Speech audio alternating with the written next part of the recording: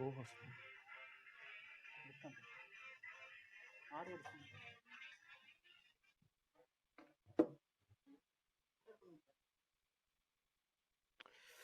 Friends, good afternoon. Can we start? In the last class, we we start with the world between the wars. We start between the world between the wars, and we have discussed about the US. We discussed about US. We discussed about Europe. We discussed about the China. We discussed about Africa, and we discussed about the Southeast Asia, West Asia, and everything. Japan also we have completed. So remaining things is in the Europe we need to see Germany and Italy. I told you that is the Germany and Italy. Friends, be on the line for a few seconds. Why இதை போட்டுடுங்க தம்பி இதை போட்டுடுங்க AC போடல பாருங்க. So next, that is the Germany and Italy. That is what we have to see. So once we see Germany and Italy, then we go directly into the Second World War. That is the Second World War only. That is the thing. So first thing, we see the general condition of the European continent after the war. First we see the general condition of Europe. What is the general condition of the European continent after the World War? So the world between the wars. The world between the wars, 1919 to 1939. Okay, so general condition of Europe. General condition of Europe. General condition. What was the general condition of Europe? Political condition. What was the political condition of European continent after the First World War? See, the first and the foremost political condition of European continent was emergence of democratic states. Emergence of democratic states. Emergence of the democratic states in the European continent. Okay. See, why these democratic states? Because earlier it was the monarchical states. Earlier it was the empire. For example, Russian Empire. Russian Empire was ended and Russia became republic. Austrian Empire was there. Austrian Empire was ended and it became Austria and Hungary, separate two countries. And the German Empire was there and now it became the German Republic. And it was the Ottoman Empire and now it became Turkey Republic. So it was the emergence of the democratic states in the European continent. First point we need to understand politically. Okay, what was the problem faced by these democratic states? Problem faced by these democratic states. See, these democratic states are like infant states. Infant, understand, it was only newborn. Understand a very simple thing, that is a newborn child, what are the difficulties would form with face, what are the problems faced by a newborn? This was faced by these democratic states. See, these democratic states don't have any experience in democratic setup. That was a problem. So the problem faced by these democratic states was inexperience in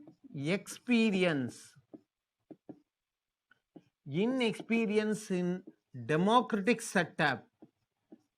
In a democratic setup. See, United States of America was a democratic country. From 1784 it was a democratic country, so it had lot of experience. British was a parliamentary country, so it was a parliamentary experience. And France was a republic country and it have a parliament and it have the experience in democratic and republic setup. But these countries like Germany, problem, emergence of democratic states, like here you write it, Germany, Russia, Austria, Hungary, Turkey, like this. So these countries face the problem in the inexperience in the democratic setup. Understand, friends? I think you can able to understand it now. So they can't, they don't have rich experience like United States of America, Great Britain, France, like these countries. So because of this inexperience in democratic setup, there was political instability. Political instability. Politically, these countries were unstable, not stable. Continuous 5 years, continuous 6 years, like that kind of stability was not there. See, they have only new to the democracy, and multi parties came together and formed the government here. So it was a coalition government. So different parties come together and they form the government. But each and every party was their own ideology. Each and every party was their own mission and vision. So these problems in the multi-party system, these problems in the coalition make these democratic countries into a political instability condition. See, majority of countries in Europe after the First World War faced the democratic problem, and that democratic problem leads to the political instability. That is a point. Clear? Okay, that is a point. Political instability. Next point. Write it. I will give you 20 seconds to copy it.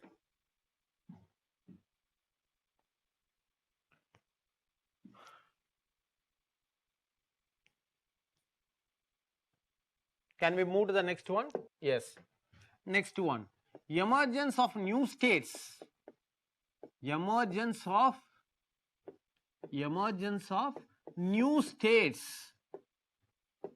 New states.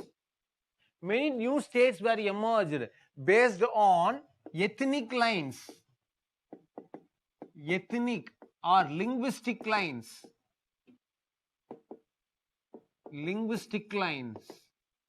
For example, this also created a lot of problem politically there. For example, ethnically, Yugoslavia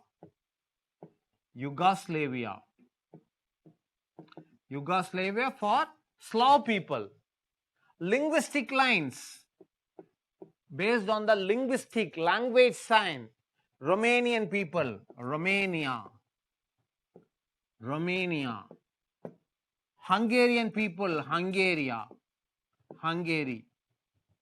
On linguistic lines. And this what are the problem faced by these new states? Problem. Some states were carved out of a big country. Carved out of a country, because it created a dispute. For example, we can say Germany. From Germany, Poland was created. Czechoslovakia was created.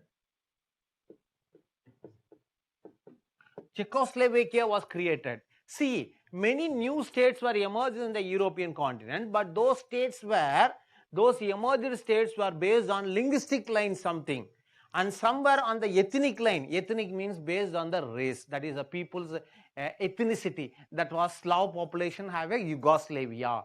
Linguistic people, Hungarian speaking people have Hungary, like this thing. Some states were created out of big country like Poland and Czechoslovakia. See what happened. Germany will always looking to unite Poland and Czechoslovakia because it lost territory.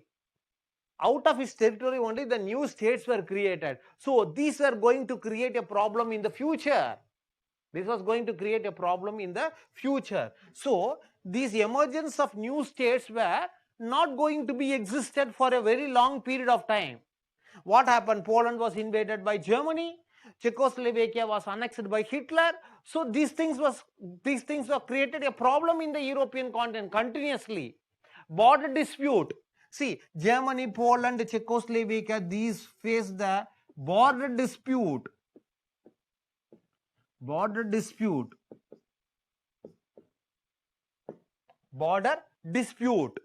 like India, China, like India, Pakistan, like USA, Mexico, like USA, Canada border problem. Like this, they have always exchanged with the border dispute. They always had a border dispute, that is Germany, Poland and Czechoslovakia. Clear? Okay. Okay. Emergence of new states. Okay, that is one problem. Third one. Right. I will give 20 seconds to copy down. Copy it.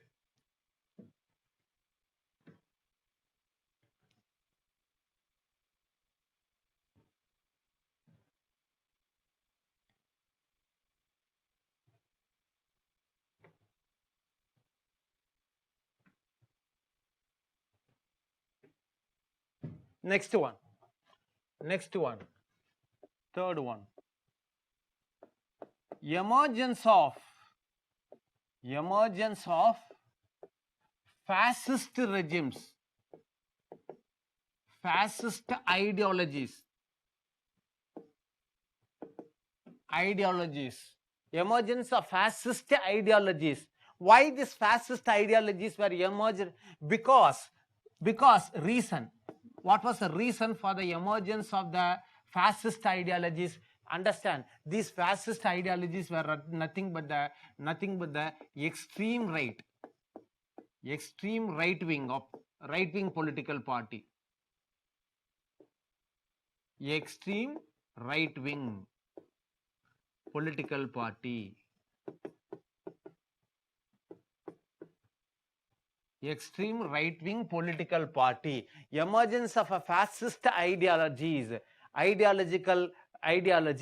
that is extreme right-wing political party. What was the reason for the emergence of the fascist right-wing political party? Various reasons, but most important reason was the corruption.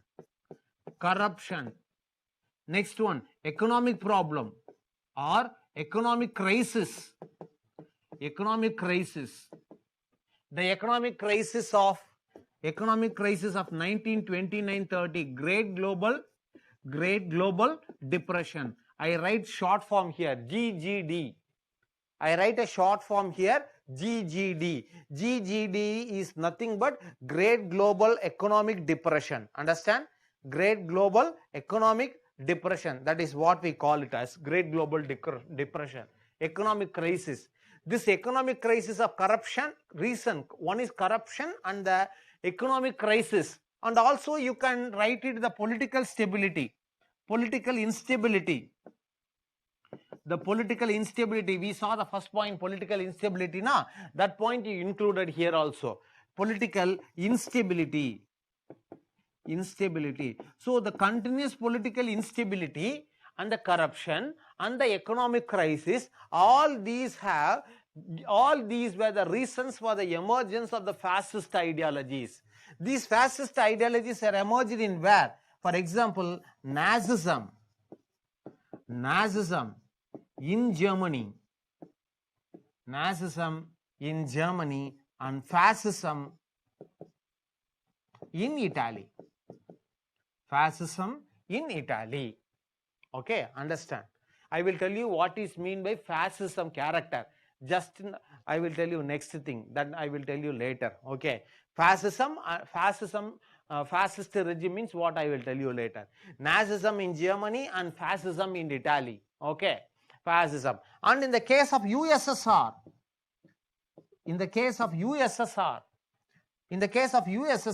it was a dictatorship.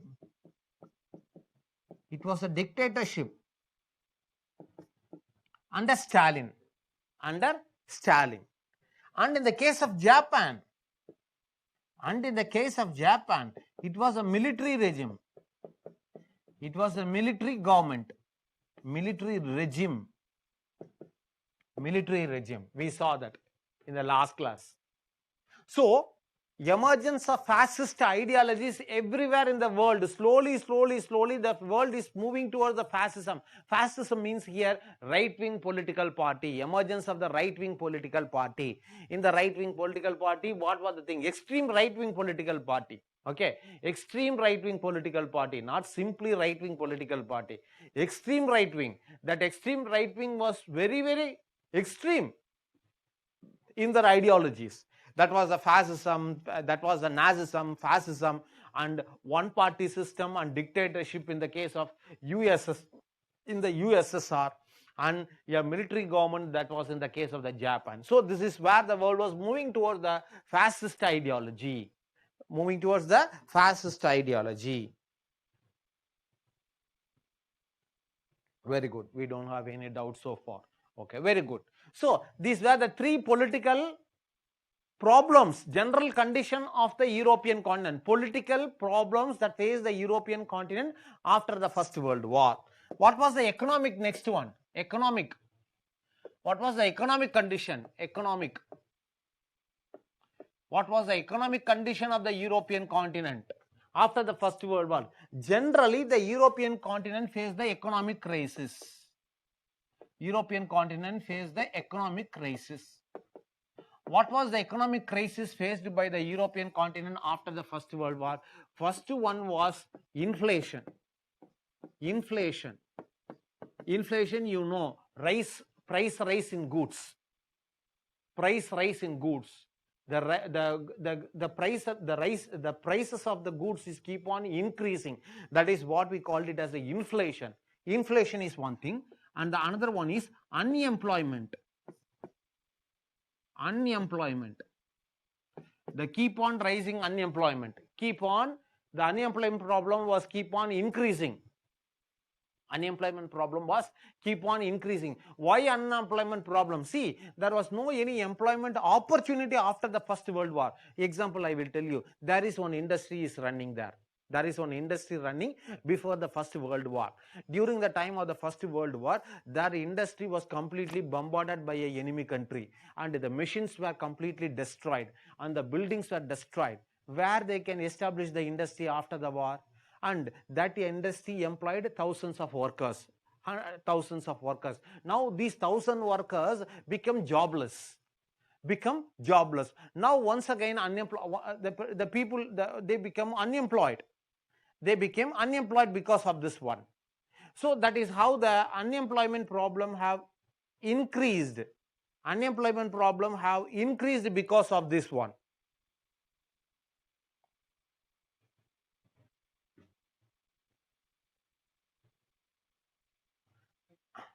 So the unemployment problem have increased because of this one. This is one thing. During the time of the war, there were opportunities for various avenues. For example, war industry. For example, they produced war machines. They produced a lot of war equipments. World War is ended. And there is no necessary for weapons now. See, we need weapons, but mass production of weapons is not needed now. Those who engaged in the employment of the war machines, those who engaged in the war industries are jobless now. So like this the unemployment problem was keep on increasing. So unemployment, economic crisis. Okay, next one. Fall in the value of currencies. Fall in the value of currency. Fall in the value of currency. Fall in the value of currency means some countries' currency value was completely lost. For example, very good example is, for this point, very good example is Germany. Very good example is Germany. What Germany had, the German currency value was completely fallen, and Germany fall into hyperinflation. What they did it was, in 1922 they switched to a new currency. There was one currency. Think it of like our scenario in 2016. We have 500 and 1,000 rupees notes, and if many people have large storage of, they have black money like thousands and 500s, unaccounted money that it was. Suddenly one day we have demonetized. What would happen? That currency became valueless. See, same case in the case of Germany. Some elite people, some aristocrat people, wealthy people have a lot of unaccounted money of German currency. But suddenly when the government in 1922, they announced a new currency, that currency became valueless. Old currency became valueless, and now they introduce a new currency. New currency, you have to show government to the accounting. So if you have clearly show your account to the government, then the government would transfer the new currency to you. If you don't have any account to the government, then what would happen? They become pauper, they become poor. So currency, the value of the currency is fallen. Because of this, the German economy underwent a lot of change. It was affected all section of population. Elite people was also affected. Middle class people was also affected. The ordinary workers were also affected because of the fall in the value of the currency. That is one thing. Okay, so that is one thing. And shortage of food prices. Shortage of food price or food grains. Shortage of food grains and food, that was food grains. See, during the time of the war, every country worked for war equipments, war production. They have less engagement in the case of agriculture. For example, the farmer one, he was a farmer, but when war started was he joined in the army and he was died in the war. Who is going to plow the field? Of course, women was there. The women was there, but how long they can engage in the agricultural activity? So food production of many of the countries was completely reduced. Food production of many countries were reduced because of this one. So what happened after the war was over? So there was no supply of many food materials to many countries. For example, we need onion. Where we are exporting from onion? We are exporting onion from Turkey. We are exporting Iraq, Iran, and Central Asian countries. We are importing onion. In case if there is a war, what would happen? We don't get any onion from that. Then there would be a great demand in onion, and because of this would happen. Okay, so like this thing would happen. So the shortage of the food grains, economic crisis, and crisis for the resources.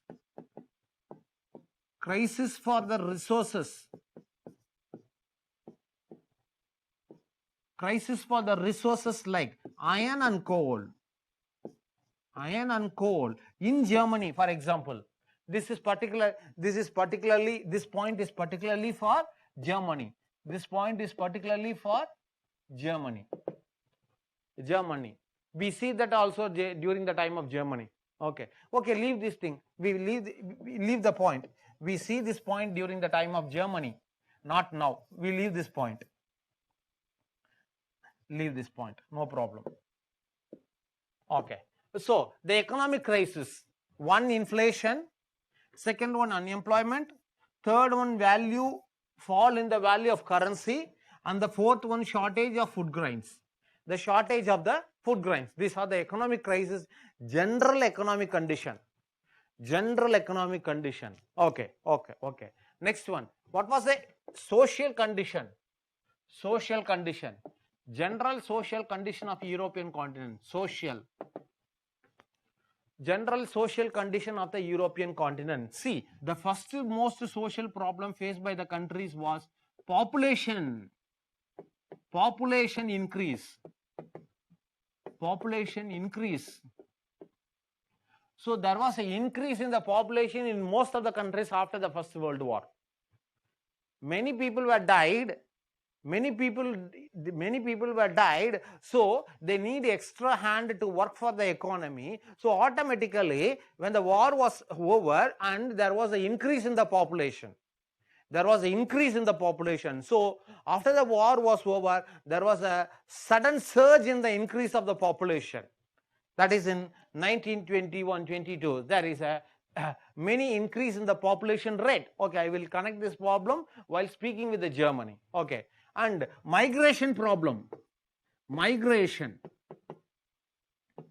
Migration problem. The problem of migration. See, people were looking for better avenues. People were looking for better condition. People were looking for better opportunity. People were looking for better employment. So what they did, they migrated from one place to another place. Think it of like India. Think it of like, example I am saying.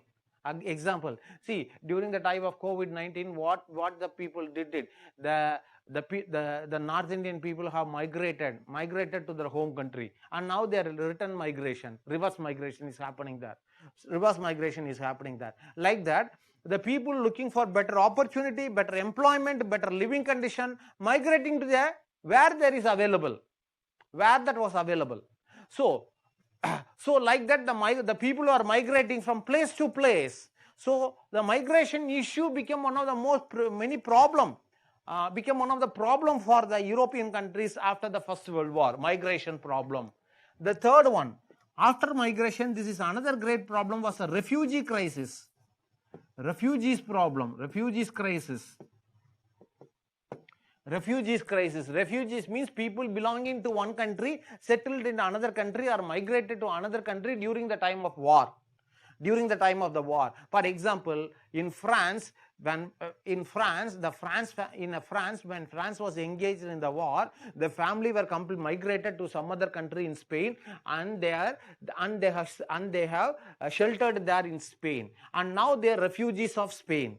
But the native country is France. But they wanted to go back to France. But there was a problem in crossing the border from Spain to France. That was a problem. So like this, the refugees crisis, the social problem, the refugees crisis, that it became one of the problem after the First World War. Okay, these are all the general condition of the First World War. General condition after the First World War with respect to European continent. The European continent facing the problem. Clear? Now we move back to now we can move to Germany. Understand? Now we are moving to Germany. Germany.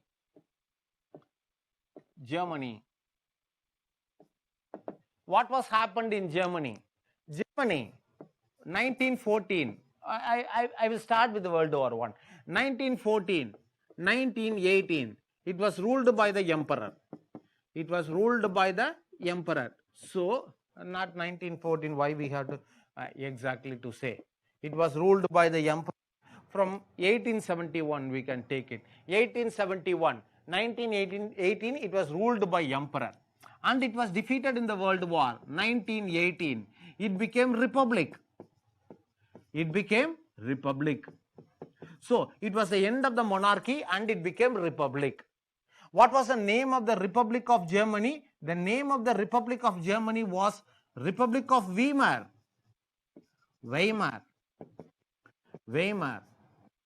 What is that Weimar? Weimar is a city of Germany. In that city only, they have constituted a constitution for the Republic of Germany, and they named it as Weimar Republic. Understand? Weimar is a name of a city in Germany where they have framed a constitution in 1918, and based on that constitution only 1918 Republic of Germany was created. That was a Weimar Republic. So the new Germany name is called New Germany. The name of the Republic of India we are calling, they called it as Weimar Republic. They called it as a Weimar Republic 1918. Okay, 1918 the Weimar Republic. Okay, what was the problem faced by this Weimar Republic? Problems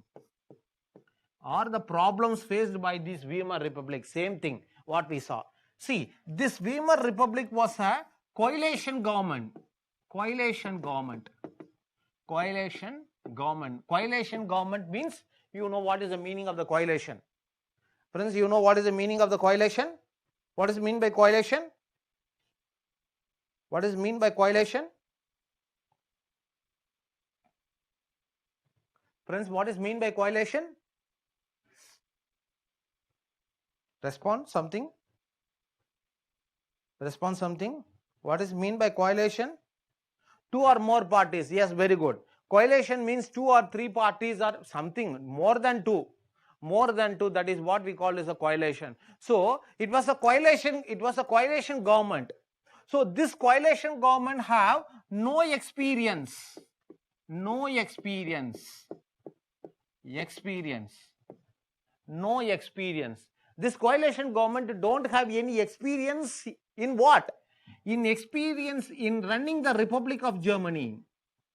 No experience in running the Republic of Germany. Because of that, they created the lot of problems that leads to the instability. See, if they have experience, they can run it very well. If they don't have any experience, if they're very fresher, means what would happen? They need a training at all. Definitely they need a training, but they don't have any training at all. They don't have any training. So suddenly they form a government and they started to run the Republic of Germany without any experience. What happened? Lot of political crises were happened. Instability was there. Next problem. What was another problem faced by this Weimar Republic? There were economic crisis, as we saw the economic crisis. But this economic crisis was not solved. See, what happened? I will take India as an example. Onion price is increasing. What suddenly government did? Government banned the export of onion and imported onion from outside and stable the prices of onion. That is what the government did.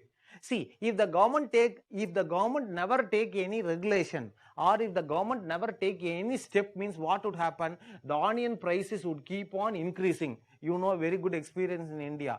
Because of the price rise in onion, the government have fallen in Delhi, Punjab, Haryana 10 years back. So onion plays a crucial role in Indian political scenario. So because of onion, many governments have fallen in India. So that is what the crisis. See, what I try to understand to you means people's problem should be addressed. If you don't address the problem of the people in a democratic country, definitely on next time they will send you home. So you can't form government. Your party won't get majority and you are going to lose the election. That is what same here. The Weimar Republic, the coalition party never solved any of the problems of Germany. They never increased the employment opportunity. Still unemployment problem was there. They never controlled the inflation. Still they never controlled the inflation. Because of this, they keep on inflation. The price rise was very high in Germany, and the food crisis was in Germany. So because of all these things, they should address the problem of the Germany. They should address the economic problems of Germany. But this government of Weimar Republic and the coalition government in the Weimar Republic, multi-parties, never solved any of these problems. So the people lost the confidence over the government. See, my problems are not solved by this government. Why I have to vote for this government? Why I have to elect this government? Why I have to elect this man as my representative to the parliament? So what would happen? People lost confidence over the political party. People lost confidence over the government. So they have completely lost the trust over the government. They would send the government out of the majority. That was what happened in Germany after the First World War. That is what happened. See, these political crises were not solved. Because of this, the people lost confidence. You write this. The people lost trust over the Weimar Republic. Over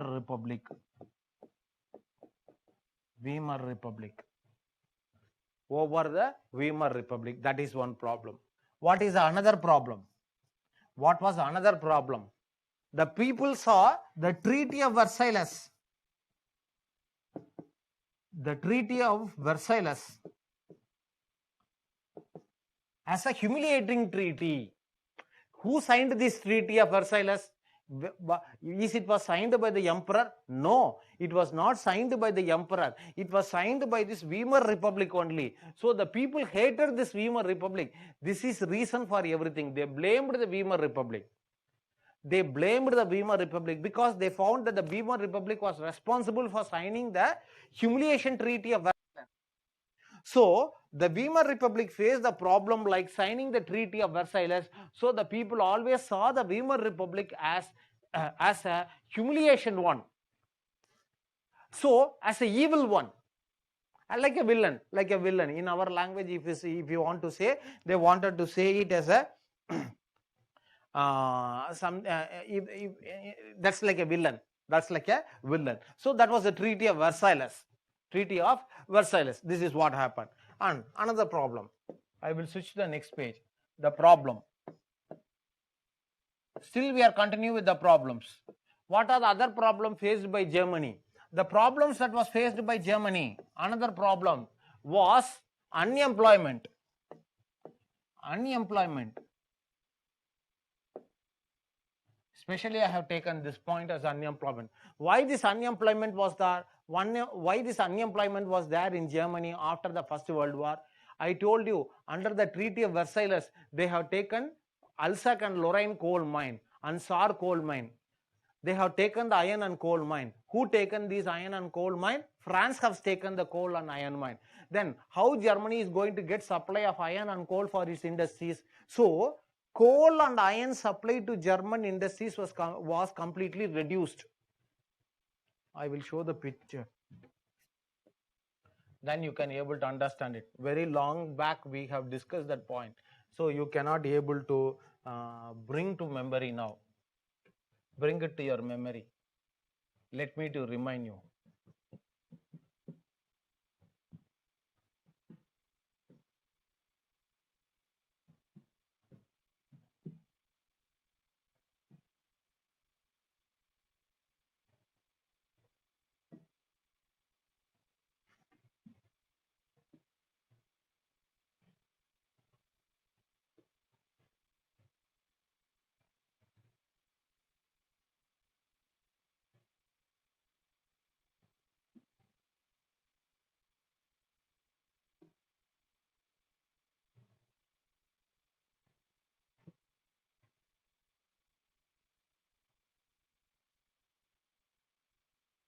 See here.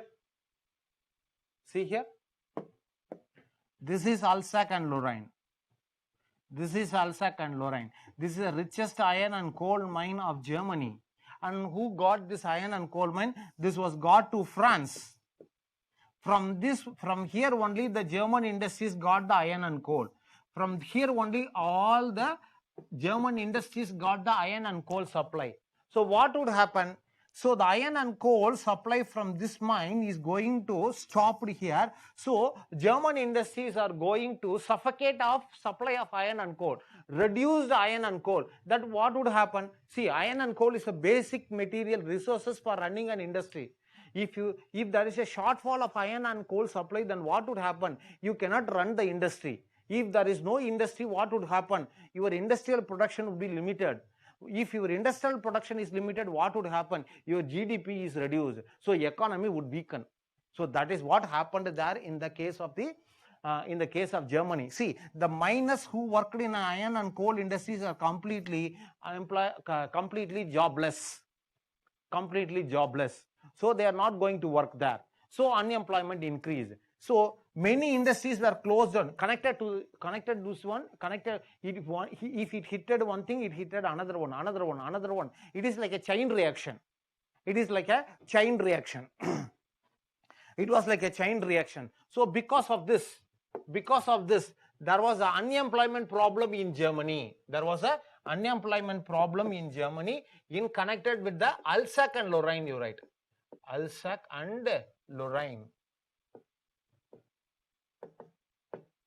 Alsace and Lorraine.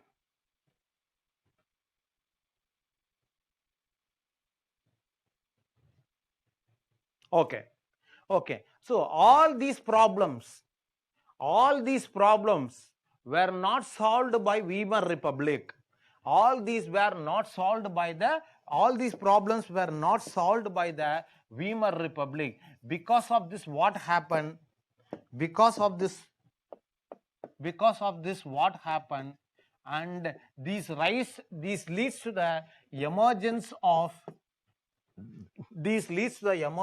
the fascist regime. Fascist regime in Germany. Fascist regime in Germany. And this fascist regime is Nazism. Nazism. And this Nazism was under Adolf Hitler. Adolf Hitler. So Nazism, it gave rise to the emergence of Nazism. Very simple political problem, economic problem, not solved by Weimar Republic. People lost confidence over the Weimar Republic. That gave opportunity for the emergence of right-wing government. That right-wing government is nothing but that was the Nazi party, and that Nazi party formed the Nazi government in 1933 in Germany. That was the government of Adolf Hitler. That was the government of Adolf Hitler. So all these leads to the formation of 1933 Nazi government.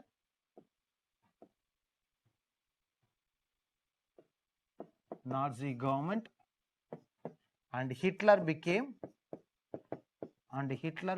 chancellor. Hitler became chancellor in 1933. Hitler became chancellor in 1933. Okay, that is what happened in Germany. Understand that, Germany? That is all. That's all about Germany. We see separately Hitler later. We see separately Hitler after completing Italy. See, I have completed only how Germany went into the Nazi control in 1933. That is what we have seen. We have not seen Hitler. That is separately we can see that. Okay. So that is what happened here in the case of Germany. Understand that? Friends, are you clear? Friends, are you clear? Okay. Next we move to Italy. Next we move to Italy. Next we move to Italy. What was the problem faced by the Italy from 1919 till 1923? What are the problems faced by this Italy? Italy problems. What was the problems of Italy? The problems in Italy, same economic crisis. The same economic crisis. That is a common point for everything. Common point for everything. In the economic crisis, you write unemployment, inflation, money conversion, money ratio, that is the value of currency. So here you write it as value of currency. Value of currency.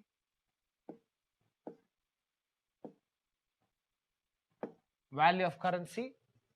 And one more thing, that food shortage. Food shortage. What? Okay, that is along with this, in Italy, it lost many soldiers. It lost many soldiers during the time of the First World War. It lost many soldiers. But what was the gain of Italy in the World War? Gain of Italy. What was the gain of Italy in World War I? Because Italy fought on the side of the Allied countries in World War. It was on the winning side of the World War. Understand? Germany was on the side of winning countries in the World War I. What it gained? Nothing. That was a problem. It gained nothing. gained nothing in the World War. Gained nothing in the World War. See, it put lot of effort. Once your effort is lost, what would happen? You would become disappointed and you would become shattered and you would become completely hopeless. So same thing for Germany. See, I fought in the First World War and I am on the side of the victorious countries in the World War. I came victory in the World War I, but what I gained? Nothing I have gained. But what British gained? See, British gained many lands in West Asia. For example, Palestine it got as a mandate and it got Iraq as a mandate. What France gained? France gained Syria and many many territories it gained. United States of America emerging as a superpower. And every country, Japan gained some colonies in the Pacific Ocean. And Japan is one of the superpower now. But what for me, Italy? What for me? I don't have anything. You are not giving any victory. You are not crediting to me. That is what the reason for the disappointment of Germany. That is what the reason for the disappointment of Italy. It is asking to France. It is asking to British. It is asking to United States of America. What I'm going to gain? I have gained nothing, but you all benefited out of the war. I don't have anything. So Italy was completely disappointed because it never gained territory. It was not economically gained anything. Nothing was gained for Italy after the war. It only lost many soldiers. So what happened in Italy was this disappointment, economic crisis. See, these economic crisis and this disappointment, all these, okay, understand? All these leads to the emergence of fascist regime. The fascist regime under Benito Mussolini, and that was the fascist party.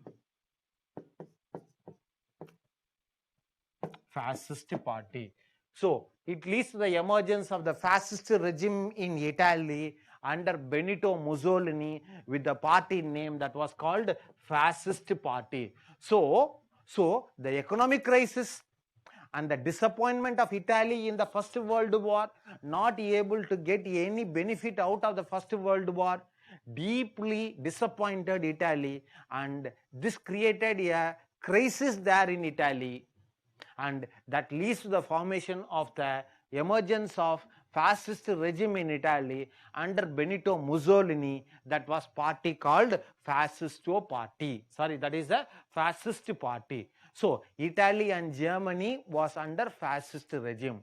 So basic 2 points for these two countries. One is economic crisis and another one was political crisis. The political crisis and economic crisis are combined together, and that leads to the emergence of the fascist regime in both the countries. Only one extra point for Italy is it was disappointed out of the First World War, not able to gain anything like their counterparts, like their friendly countries in Allied in the World War I.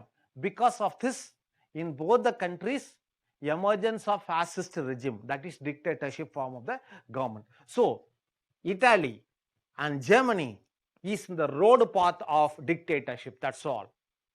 So Germany, Italy completed. Now we are moving towards Second World War. How the world leads to World War? Towards the World War. Okay. So we have to start only with Germany. For this one. Towards World War, we have to start only with the Germany. Okay. For this, we need to understand the background of Hitler. Now here we have to see Hitler. Hitler was born in Austria, Austrian Empire. Hitler was born in Austrian Empire, and and his childhood was in Austria only. He and his family. His family was 3 sisters and his father, mother. His father was died when he reached a particular age. That was reached the age of 16 or 17. Around that age, his father was died. What Hitler did, after the death of his father, the entire family migrated to Germany. They were migrated to Germany, and Hitler looked for many employment opportunities to take care of his family. He can't be able to get any employment opportunity. He can't be able to get any employment opportunity, and he got few jobs, but those jobs were very trivial jobs. It was not a sufficient job. It was not an important job. Menial jobs, we have to say. But those jobs were, he went for an interior decorator, he went for a tax collector, and he went for a labor boy in the house. All these belongs to a Jewish family. He went for an interior decoration of a Jewish house, Jew's house. In that house, he saw that the Jewish people were wealthy. The Jewish people were wealthy. They were in a luxurious life. The Jewish people have a lot of money, and they have plenty of food, luxurious goods. But outside the street, the German people are struggling for food. They're struggling to hand and mouth. They're struggling to get a job. But these German Jewish people are rich and luxurious life. But he thought he hated the Jewish people because of this one. See, these Jewish people are not belong to Germany, but these Jewish people are enjoying everything. Our ethnic German peoples are not getting anything. So these Jewish people are robbing everything out of Germany. They thought that is the hatredness of Hitler towards the Jewish people.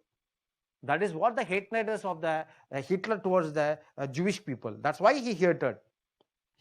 That's why he hated the Jewish people. But these Jewish people are the cunning people also. They never give much salary also. They never give high wages also. Only meager amount as a salary. Only a meager amount as a wages. So Hitler was struggling to hand and mouth. By this time only the First World War was started. Hitler joined in the army, and he fought in the army. In the middle of the war, he was wounded. He was admitted to the hospital, and he was recovered. While he was in the full recovery, the World War ended. The World War was ended. And in the World War, he came to know that Germany was defeated. He loved his country, and he have a full enthusiasm for his country. But his country was defeated in the World War I. He can't able to digest that his country was defeated in the World War. And the German army was limited. Once again, Hitler became jobless. He was sent out of army because the army strength was fixed as per the Treaty of Versailles. Many people were disbanded from the army, and they were out of army. Once again, Hitler became jobless, and he searched for many jobs. On this time only, there was an opportunity to meet a person. Dexter. His name was Dexter, and he was a that name is not important. You just hear that name, Dexter, Andrew Dexter, and he was the president of the National Socialistic Party of Germany, National Socialistic Party. And Dexter asked Hitler to enroll him as a member in the Socialist Party, National Socialist Party, that is Nazi Party. And when Dexter asked Hitler to speak, Hitler speak, and he had a very great oratory skill. And Dexter convinced himself that Hitler was having a great oratory skill, and he can able to and he can able to pull crowd, and he can able to pull the crowd. He can able to gather lot of crowd for his speech. So Hitler was made as a prime speaker for the Nazi Party.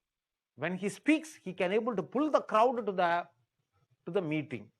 So he became more popular. Day by day, Hitler became more popular. And after Dexter and he became the president of the, quickly he rose into the party level, and quickly he elevated into the party, and he became the president of the party, and he contested in the election. And by this time only by this time 1929, that was a great global economic crisis was there. The Weimar Republic never solved any of the problems. The Nazi party of Hitler gave promises to the people. Hitler targeted the Treaty of Versailles. He told the people that I will break the Treaty of Versailles. I will create employment opportunity. I will make once again Germany as a glorified nation. I will once again make Germany as a powerful country. I will once again regain the land what we lost in First World War, Poland and Czechoslovakia. He is speaking.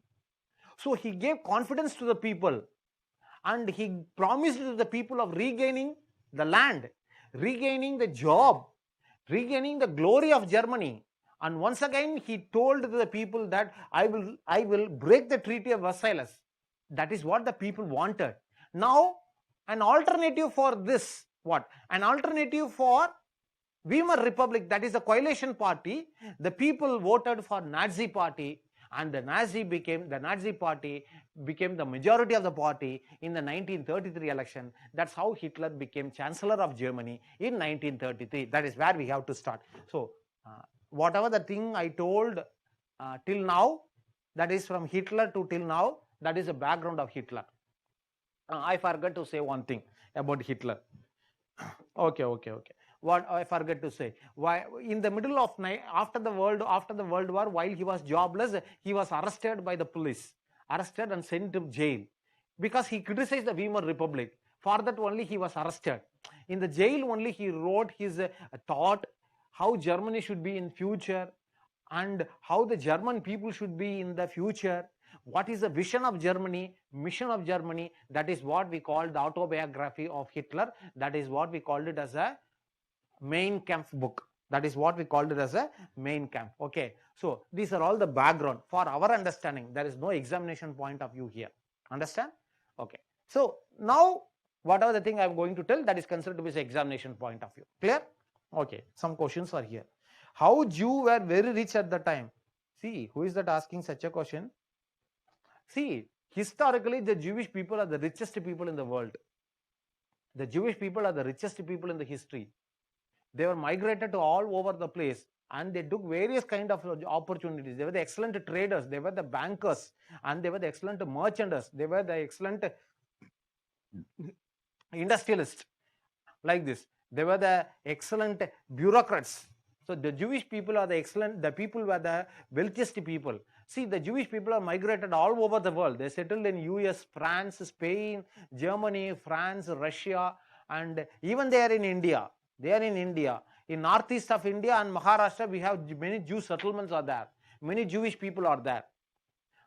India is a very friendly country to Jewish also, historically. Okay, so the Jewish people have migrated and they became very wealthy. So that is what the time. Since Hitler was in Austria, how he loved him as a German citizen.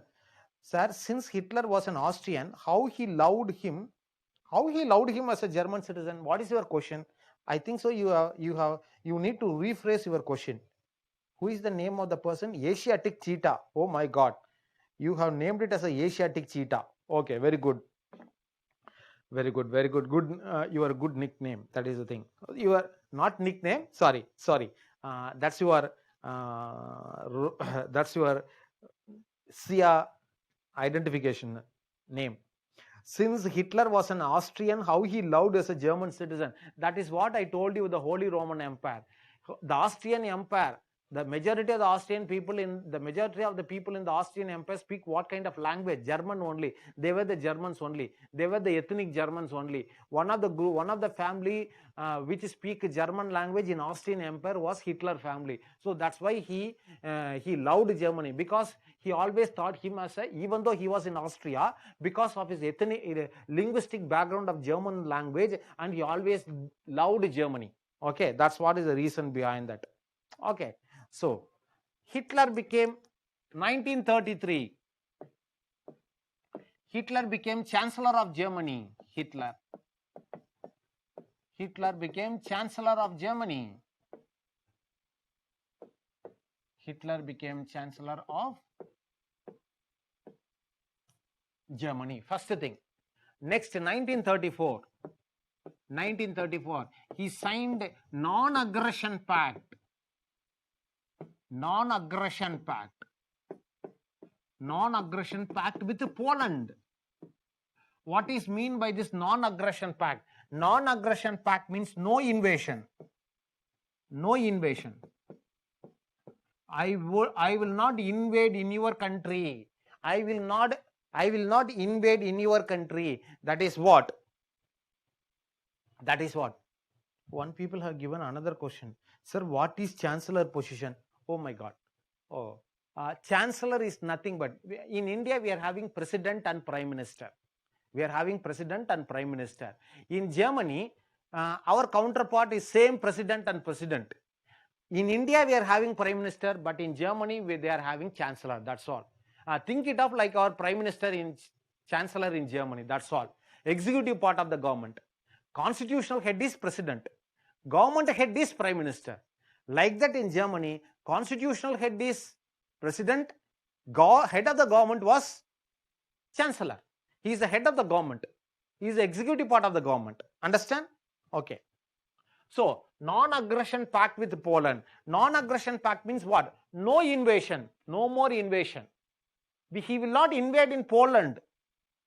Don't ask question now. Now. Don't ask question now. Sir, then why he invaded in Poland? I will tell you why he invaded in Poland. So, next thing. He increased the conscription.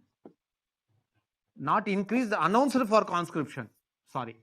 Announced for conscription. Announced conscription. Conscription means what? Compulsory military training. Once again, Hitler violated the Treaty of Versailles and he announced conscription. See, as per the Treaty of Versailles, he should not give military training for any person, but he started to give military training for people, for the young men. That is what he announced. See, as per the Treaty of Versailles, no military training for young boys or young men, but he gave training. He started to give training for young boys and men. That is announced for the conscription. 1934. You can ask a question, sir. Then why don't you think that is a violation of Treaty of Versailles? Wait. I will tell you. Next, what he did it. What he did it. 1935. 1935. Anglo-German Navy Agreement. Anglo-German Navy Agreement. Anglo means British. So British and Germany is going to sign a Navy agreement, and now German Navy is going to get strengthened by British. See, as per Treaty of Versailles, this is a wrong one. In the Treaty of Versailles, German Navy should be limited. German Navy should be reduced. Is Mein Kampf book banned in India? No. You can read Mein Kampf book. No problem there. Mein Kampf book is not banned in India. You can read that book. You can find it, Mein Kampf book, in all bookshops. You can find it there. See, Anglo-German Navy Agreement. As per the Treaty of Versailles, you cannot increase the navy strength of Germany. But now Hitler started to increase the navy strength of Germany with the help of British. See, with the help of British only he is increasing his navy strength. 1935. Next thing, 1935. Okay, I write in the next page. In 1936, Hitler signed an agreement with Italy and Japan that is called Rome, Berlin, Tokyo Axis Agreement. So all three corpus come to under one fold. Rome, Italy, Berlin, Germany, and Tokyo, Japan. So all these three come together and form to sign an agreement. So it is a military pact. Military pact. military pact. As per this, these three countries, as per these three countries were called as Axis powers in World War II. Axis powers in World War II. Axis powers. Axis powers in World War II. Who were these Axis powers? Rome, Italy, Germany, and Japan were called as Axis powers. Axis powers. 1936. Okay. 1936, Rome, Berlin, Tokyo Axis Agreement. And what he did it in 1936, in the same 1936, he integrated Austria with Germany. Integrated Austria with Germany. As per the Treaty of Versailles, Austria should not join with Germany in the future. The union integration of Austria and Germany was banned as per Treaty of Versailles. Why? Germany is also German-speaking people. Majority of Austrian people is also German-speaking people. So, it is a union of two great people. It is a union of two great German-speaking people to form a big nation. So, that should be banned. So, as per the Treaty of Versailles, this point was banned, but Hitler violated the Treaty of Versailles and he integrated Austria with Germany. That is what we called it as UNCLOS. UNCLOS is nothing but integration of Austria with Germany. UNCLOS is nothing but integration of Austria with Germany. Project UNCLOS. Okay, 1936. That is what happened. Okay, it is a Rome, Berlin, Tokyo Axis is a military pact. I told you. What is this military pact? I forgot to say. What is this military pact? For example, if Germany is there, France is here. If France attacked Germany, understand? If France attacked Germany, this attack over Germany is considered to be as attack over Italy and attack over Japan. But France is attacking only Germany. But if it attacks Germany, because Germany is in friendly relation with Japan and Italy, so this attack is considered to be as an attack over both Japan and Italy. So they can also support for Germany or they can attack France. Who?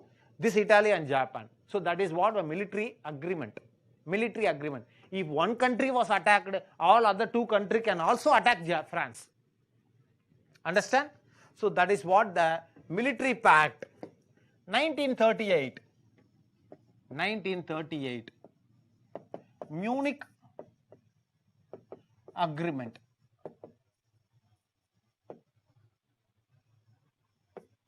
Munich Agreement. Munich. What is that Munich Agreement? I will tell you. Wait.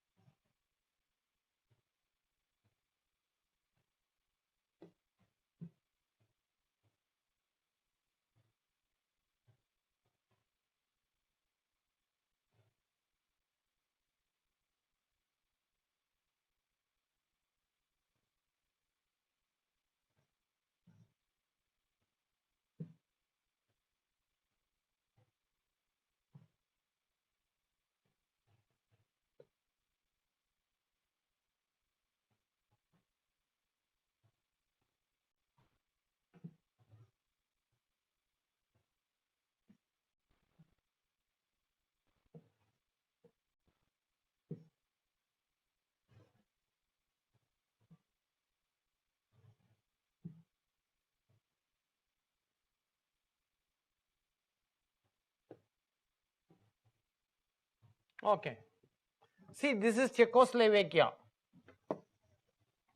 Friends, that is Czechoslovakia. See here, this is Czechoslovakia.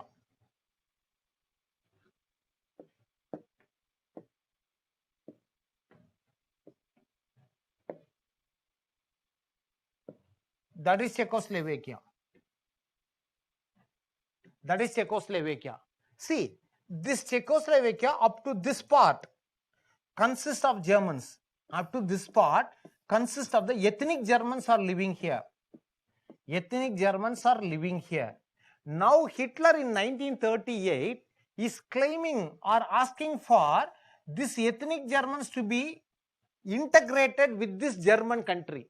See, my German people are living here. I want to integrate this part of Czechoslovakia with Germany. He was asking. And he was not only asking, he brought the German military to the boundary of Czechoslovakia and stationed the troops of German military in the boundary of Czechoslovakia. Now, there is every possibility, understand, there was every possibility of German army to invade in Germany. Sorry, German army to invade in Czechoslovakia. Because this Czechoslovakia was created under the Treaty of Versailles. So it has to be supported by British and France, the two great powers in the European continent. So there was every situation like war-like situation between Czechoslovakia and Germany. Czechoslovakia was not such a big country. It was not a strong military power at all.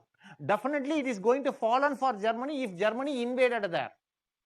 So in order to avoid war between Czechoslovakia and Germany, and between Germany and Czechoslovakia, they had a conference that is called Munich Conference. Munich.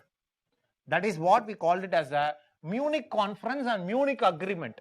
In the Munich Agreement, what they considered was this Munich, in the Munich Agreement, it was participated by whom? It was participated by two powers. That one was British France on one side,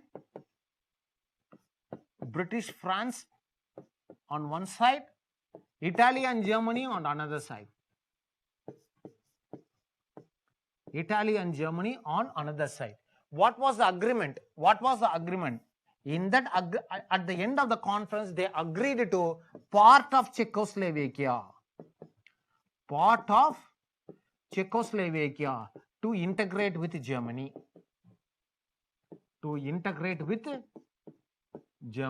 So they agreed, both the British, France, Italy and Germany agreed to give a part of Czechoslovakia, which I shown you in the map. That is this part. They have agreed to give this part of Czechoslovakia to Germany. So immediately, once this agreement was signed in 1938, the German army invaded there and they have occupied this part of the Czechoslovakia. So in the Czechoslovakia, Czech was gone, only Slovakia was there. Czech was, a part of Czechoslovakia was completely occupied by the German army. Okay, so that it was happened, 1938. See, understand, British and France accepted for this one. And what a peculiarity here was, they never concerned about Czechoslovakia. They never even get the opinion of Czechoslovakian people. They never get the opinion of the Czechoslovakian government at all. Simply they considered that it is a property of the British and France. They gave the Czechoslovakia and Czechoslovakia to the Czechoslovakia is given to Germany. They treated it like their own property. They never get the opinion, or they never get the idea of the Czechoslovakian people or the Czechoslovakian political party. They never got anything from there. Okay, so Germany integrated this part of Czechoslovakia in 1938. Next one. Okay.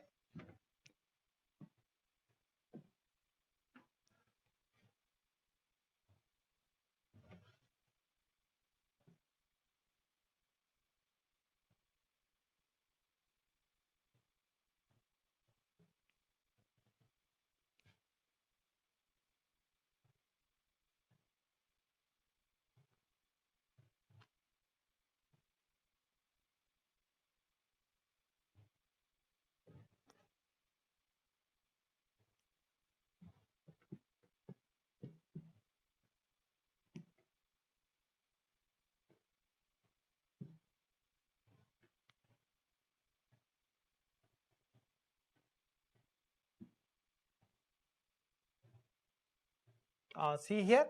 Now Hitler was asking for some. Now Hitler is asking for some great thing. What Hitler was asking? See here. See here. See, this is East Prussia. This is East Prussia. And this is Germany. If Germany want to integrate this East Prussia, between East Prussia and West Prussia, between Germany and East Prussia, there is a corridor which belong to Poland. This place, this yellow shaded portion, this yellow color portion belongs to this yellow color shaded portion belong to Poland. So Hitler asking Poland to give this part of yellow colored portion to Germany because we want to integrate this with East Prussia. With East Prussia.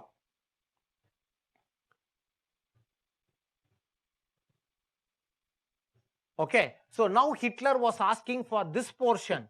Hitler was asking for this portion of West Prussia, this part, yellow shaded part, to join with this East Prussia. He was asking for Poland. You give that portion to me, that is the West Prussia to me, because I have to integrate with the East Prussia. And he was asking for that. Poland denied. No, we don't give that portion. We are sorry, we won't give that portion. Once Poland denied that, when Poland denied that, Hitler told that, hereafter I am not going to ask any permission from you. And Hitler, what he did it was, immediately the German army invaded into the East Prussia, not only East Prussia, they invaded into the Poland. They invaded into the Poland. So when he invaded in Poland, that is considered to be as a starting point of the Second World War, British and France declared war over Germany. British and France declared war over Germany. That is the point. That is the starting point of the Second World War.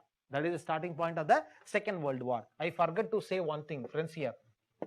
I forgot to say one thing here. 1939.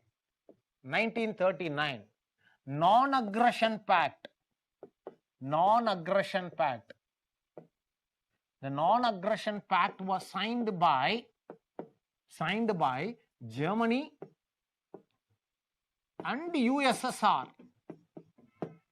What is this non-aggression pact? As I told you, Germany will not invade in Russia, and Russia will not invade in Germany. That is the thing. I won't invade in you, you don't invade into me. Invade in my country. That is what. So I will not invade in you, you don't come and invade in my country. That is what the non-aggression pact was signed between Germany and USSR.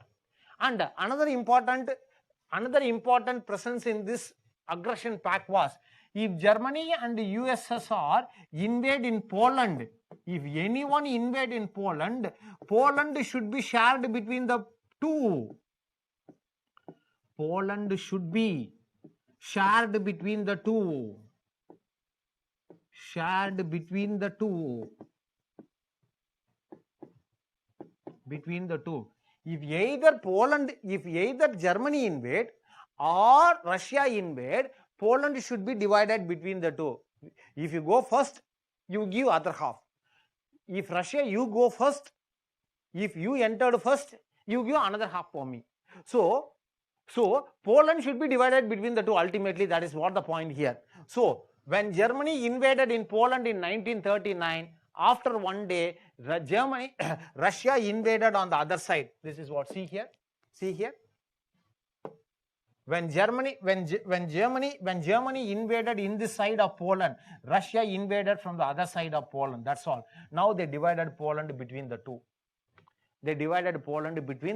So on September 1, 1939, September 1, 1939, Germany invaded over Poland. And that was the starting point of the World War II. That was the starting point of the World War II.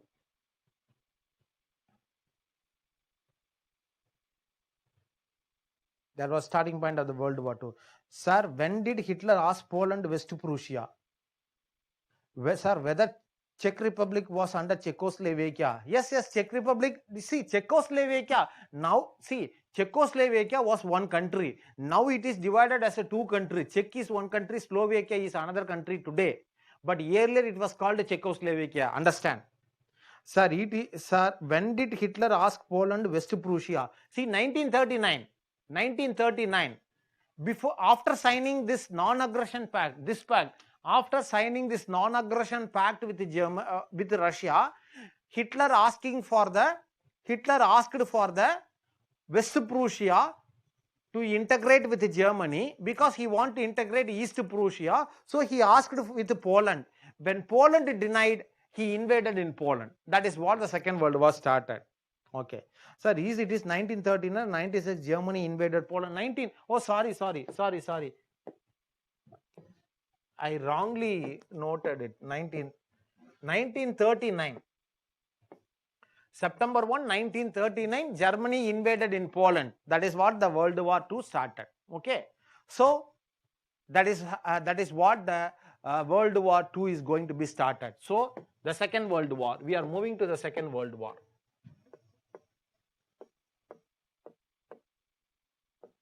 Okay. Before going into the Second World War, we see certain things. We can have a 5 minutes break. After that, we can see that. Now the time is 3:25. We see.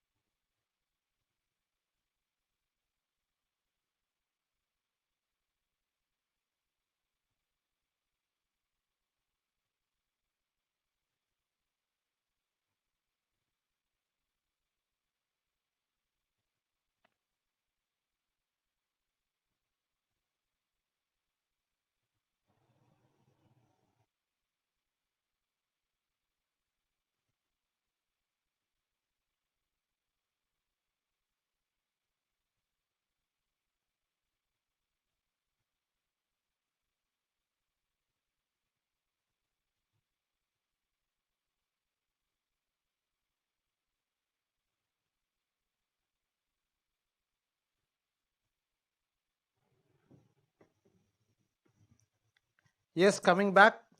Yes, we are starting the class. Okay, before going into this Second World War, we need to see certain things. We need to see certain things. Certain things. I told you what is mean by fascist regime. I told you the character feature of the fascist regime, one thing. And the second one, what are the character feature of the fascist regime, one thing. And the another one, Hitler violated the Treaty of Versailles. Germany violated the Treaty of Versailles. Then why no one questioned Hitler? Then why no one put ban on Nazi party or Hitler or Germany? Very simple. Hitler broke the Treaty of Versailles. Why no one questioned it? No one means why world countries not questioned Hitler? Why? What is the problem there? What was the problem there? See, that is what we called it as a appeasement policy. Appeasement policy. Appeasement policy. Okay. What is mean by this appeasement policy? Appeasement policy means nothing but it is a postpone of war. Postpone of war. Postpone of war by whom? This appeasement policy was followed by British and France. By British and France. They are postponing the war with Germany. They know that Germany is violating. They know that Hitler is violating, but they are not invading in Germany. They were not declaring war over Germany. They are not questioning Hitler because they are postponing the war. One. Because they were not ready for war. both British and France was not ready for war. That's why they are postponing the war. They are equipping themselves. They are preparing themselves for war. They are not ready at all. Understand? The first point is postponing the war because both the British and France was not ready at all in 1930 or 1933 or in 1935. Hitler violated all these principles of Treaty of Versailles in 1934 only. 34, 35 only he started to violate. But at the time of 1934-35, British and France was not ready. Why British and France was not ready? See, 1930, Great Global Economic Depression was there. 1935, only 5 years. They were not recovered from the economic crisis. That is the point. See, following the Great Global Economic Crisis, both British and France was not recovered from the economic crisis. So in case if war started, they needed to collect lot of money. They needed to pull all resources for war. They were not ready at all at 1935 or 34-35 during the time for the war. So they were not ready at all for the war in 1935 economically. That's why they followed the policy that is called appeasement policy to postpone the war. Understand it? That is the first point. Second point. This appeasement policy is nothing but counter-communist policy. Counter-communist policy or anti-communist policy. Anti-communist policy, or we can also called it anti-communist policy. What is this appeasement policy in terms of anti-communist policy? See, after USSR was created, from USSR of Russia, communism was starting to spread towards the European countries. Spread of communism.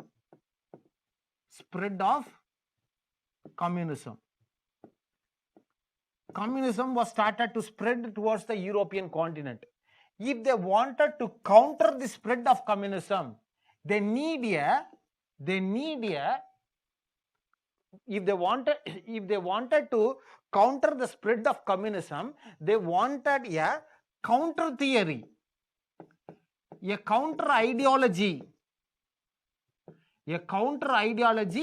to counter communism.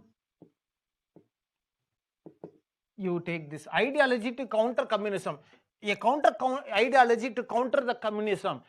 An opposite to this communism, they wanted another ideology they needed. For example, a missile is coming. If you want to target that missile, you needed a counter missile for that, to remove that missile. So what they did was, they allowed Nazism. They allowed fascism. Nazism and fascism. So what this Nazism and fascism was going to do? So this Nazism and fascism ideology is going to counter this communism. Why they wanted to counter this communism? We know that the communism was anti-capitalist. Anti-capitalism ideology. If communism is going to spread around the entire European continent, what would happen? Entire Europe would become communist continent. Then what would happen? That would be the end of capitalism. So basically British and France were the capitalist countries. So that's why they accepted Nazism and fascism. They accepted Hitler to violate the Treaty of Versailles. That's why they allowed Germany to violate the Treaty of Versailles. That is what we called it as a appeasement policy. Second version of appeasement policy. Friends, are you clear with this? Friends, are you clear?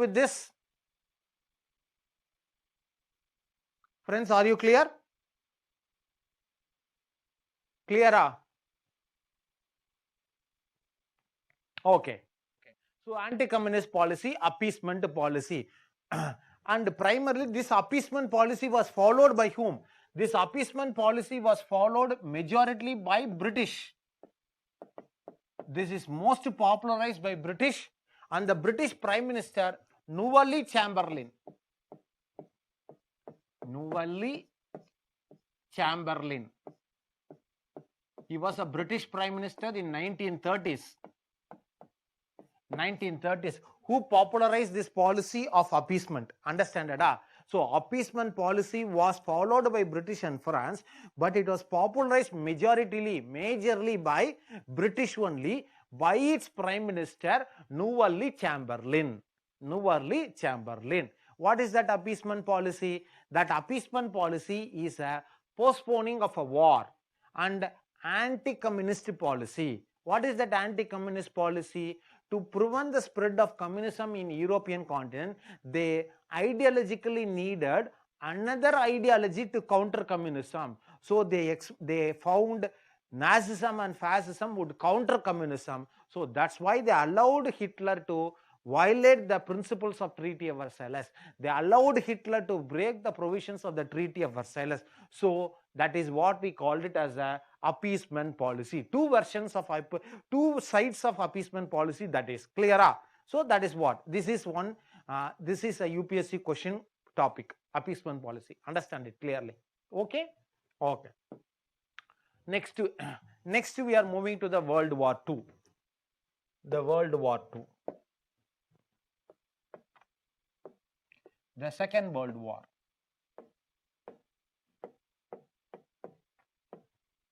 The Second World War, 1939 to 1945. See, understand, in the World War, we don't have course of the war for examination point of view. We need to know what are the causes of World War II. But course of war we don't have for the examination point of view. But I will tell you, for understanding point, I will tell you. Definitely, I will tell you the understanding point. Okay. See, what are the reasons for the World War I? What are the reasons for the World War II now? What are the reasons for the World War II? The reasons for the World War II, one is the Treaty of Versailles. The Treaty of Versailles. The Treaty of Versailles, which was a humiliating treaty over Germany. So that's why Germany wanted to break the provisions of Treaty of Versailles.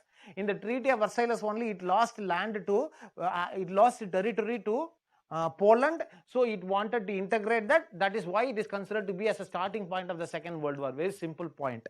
Very simple point. The Treaty of Versailles.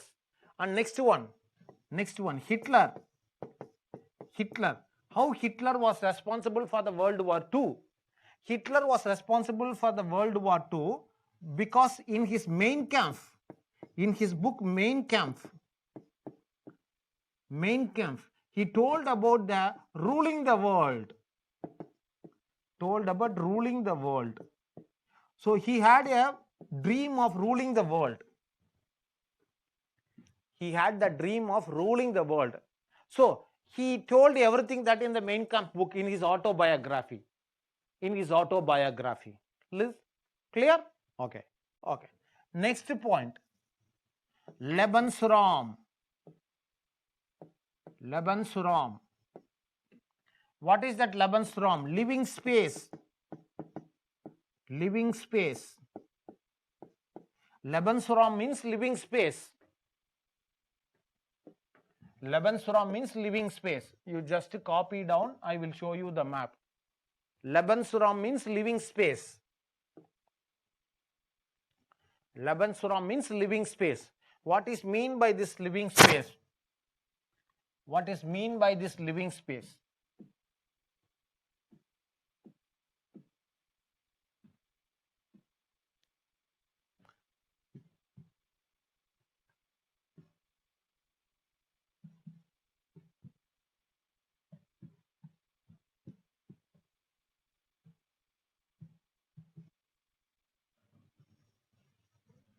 Oh, sorry. See here, this is what Germany, living space.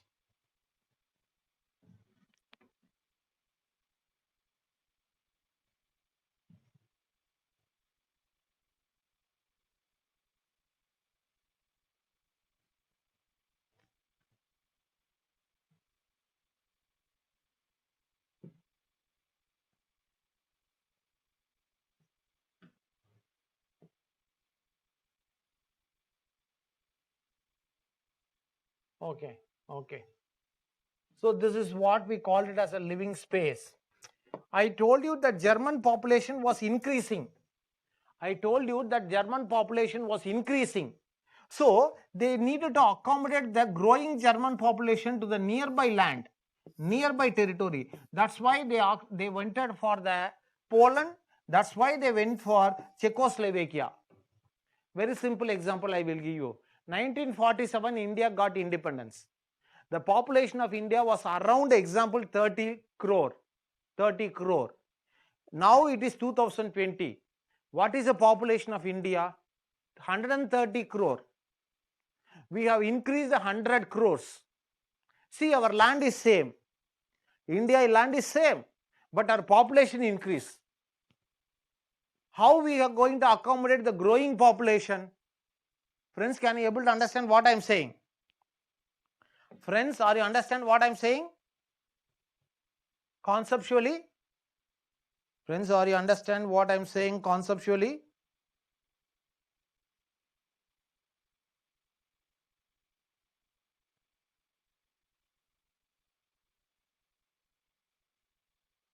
Yes, yes, yes. The growing population. The growing population. How we are going to accommodate the growing population? That is what the problem faced by Hitler.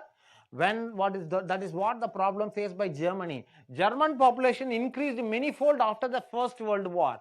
Now how they are going to accommodate the growing population by the nearby land? That is why Hitler occupied Czechoslovakia.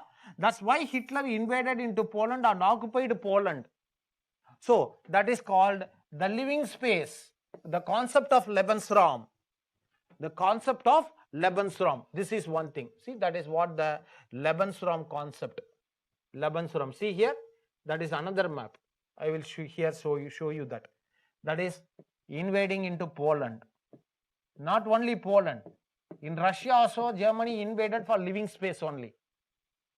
In Russia also, Germany invaded for the living space only. Okay, that's about the living space, Lebensraum. Next one, the theory of heartland, heartland theory.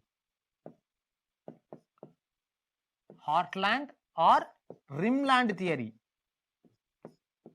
Rimland theory. The theory of heartland or the theory of rimland. I will show you the map. Wait. Heartland or rimland theory. The theory of heartland or theory of rimland. What is that heartland or rimland theory?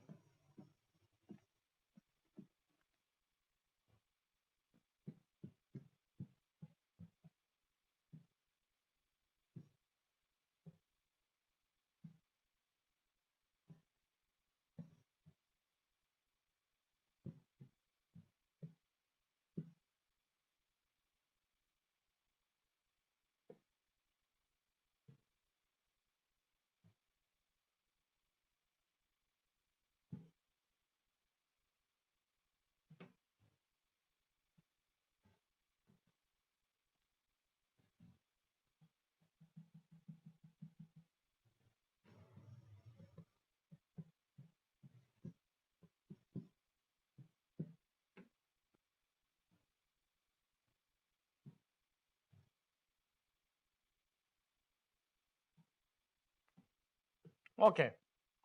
So as per the heartland theory, as per the heartland theory, if you control European continent, you can control Asian continent. If you control Europe and Asia, you can control Africa. Because all these are connected by means of single mass land. Europe is one continent, Asia is one continent, Africa is one continent. Land theory. In the tectonic plates theory, all these are connected by means of a single land mass. I will show it in another way. See here, this is North Pole. This is North Pole. If you see from the map, if you see from the Northern Pole perspective, Asia, Europe, Africa, all are connected to means of a single sea. All these are by means of a single continent. It seems, even though it is a three separate continent, but it is a single connected landmass. This North America and South America as a separated one. North America separated, North America and South America separated one. So what is present here in Asia, Europe and Africa? This is where the majority of the population present. This is where the majority of the resources are present. This is where the majority of land mass is present. So if you control these three continents, automatically North America and South America would accept who is controlling this one. So a country which controlling these three would be a superpower in the world. That is what Hitler aimed for. That is what we called it as a Rimland theory or Heartland theory. Heartland or Rimland theory is nothing but controlling the European continent, Asian continent, and following that the African continent. That is what we called it as a Heartland or Rimland theory. Because of this only Hitler went for war. That is what the ruling the world. That is what he told in the Mein Kampf book. That is what he told in the Mein Kampf book. That is the Hitler and Rimland theory. Understand it? These are the reasons why the World War started. Now we are going to the World War. Now we see the World War. Now we are going to the course of the World War. So that is not our subjective part. World War II is not a subjective part. That's what. But I will tell you the course of the war. Don't worry.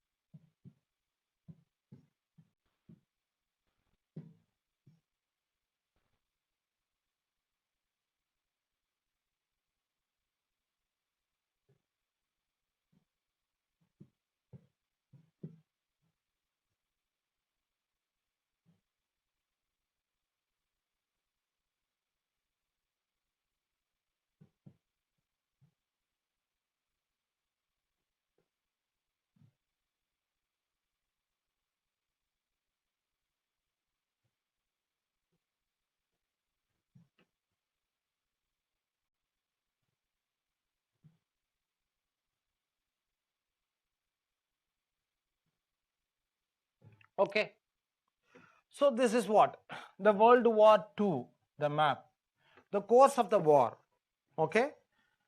What Germany did it? Germany invaded in Poland. 1939, World War started. Next thing, Germany invaded in Finland. Germany invaded in Finland. And Germany invaded in Norway and Sweden. 1940. Germany invaded in Norway and Sweden. The Scandinavian countries were fallen for Germany. Understand? The Scandinavian countries were fallen for Germany. Next one. Germany invaded in Belgium. But everyone knows that when Germany invaded in Belgium, the next target for Germany is going to be France only. The next target of Germany would be the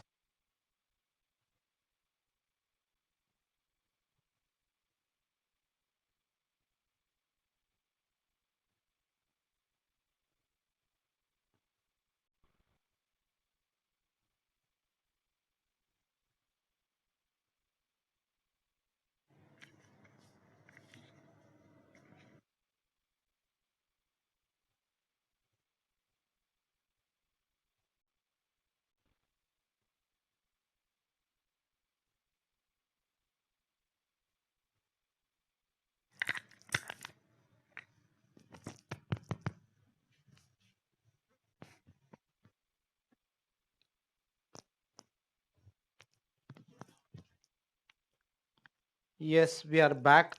There's some small audio problem. Yes, sir, Heartland E3 is nothing but world. Am I right? Yes, we are very good, Sivapriya. That's correct. Heartland theory is nothing but world. Asia, Europe, and Africa is considered to be as world. North America and South America was considered to be as a new world. That's very good. So, next one.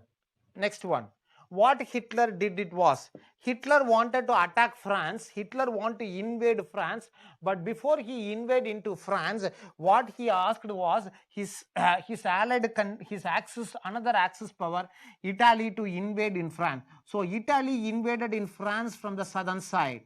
When Italy invaded France in the southern side, Germany from Belgium invaded into France from the northern side. So Italy and Germany invaded in France. And in 1940, France was fallen. And the northern part of France was kept by Germany.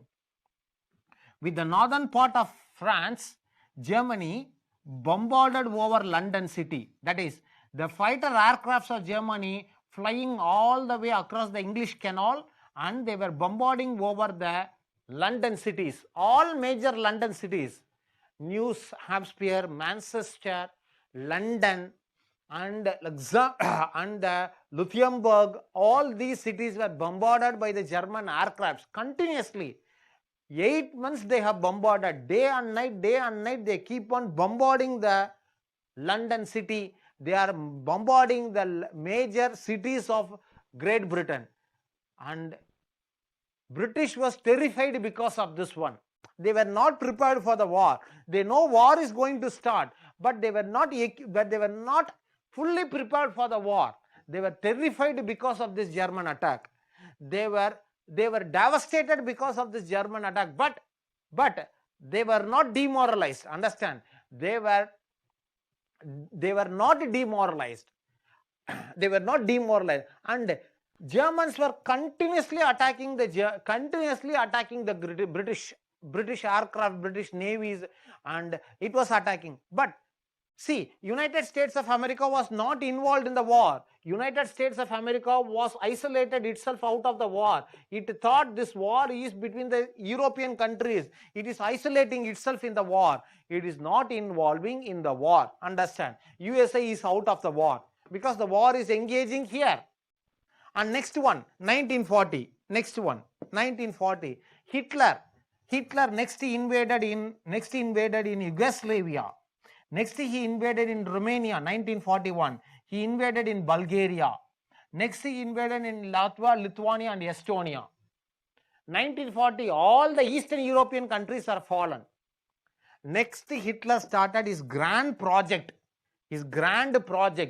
He mobilized the German army towards Leningrad, towards Moscow, and then to Stalingrad. That is what the Operation Barbarossa. That is what we called it as Operation